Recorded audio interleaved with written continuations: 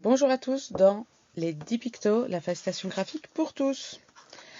Alors, aujourd'hui j'ai sélectionné des pictos qui étaient un peu plus scolaires, on va dire. On commence par le premier, qui est une cible, qui peut autant donner les objectifs, ce qu'il faut retenir, pourquoi je le fais, peut servir dans plein de contextes, et également dans les entreprises.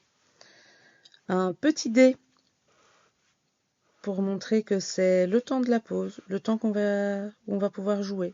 Si on a un jeu éducatif, voilà, ça va être pour animer une classe par exemple, montrer quand sont les temps où on peut se servir de tel matériel ou pas. Quand on a une rédaction à faire, alors on va dessiner un petit crayon, hop, voilà, et autour, on dessine notre feuille et on montre qu'on a écrit dedans. Dans le même esprit, on a le cahier. Donc on va faire de nouveau un simple rectangle, notre petite ligne pour montrer qu'il y a du volume. Alors si on veut représenter un cahier, on va plutôt faire une petite étiquette. On peut mettre des lignes aussi en dessous. Voilà. Si on veut représenter par exemple le cours de sciences, pourquoi pas. Ou pour montrer qu'on va mélanger deux notions différentes. Ou qu'il faut faire le mix entre deux notions. Hop. Voilà. Et alors si on veut, on peut même rajouter des petites bulles qui montent, mais c'est même pas obligatoire. Quand on veut montrer qu'il y a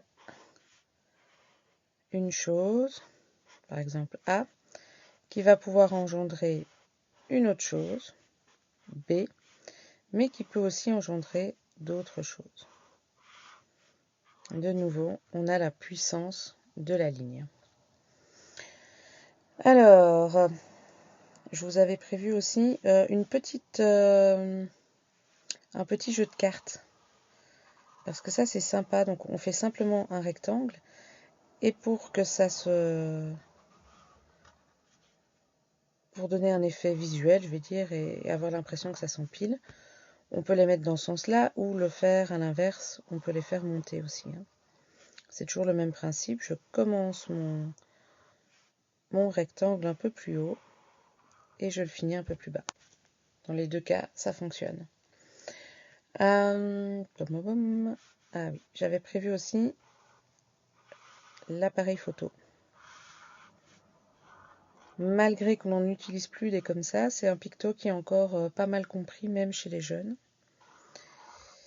Alors, la lampe de poche pour dire on va éclairer ce qu'on est en train de faire.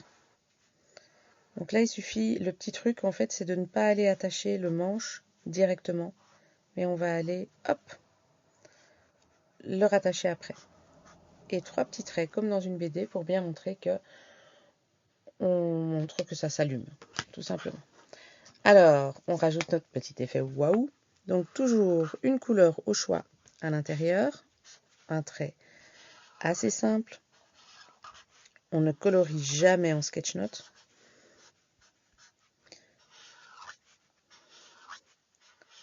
On n'a pas le temps pour ça.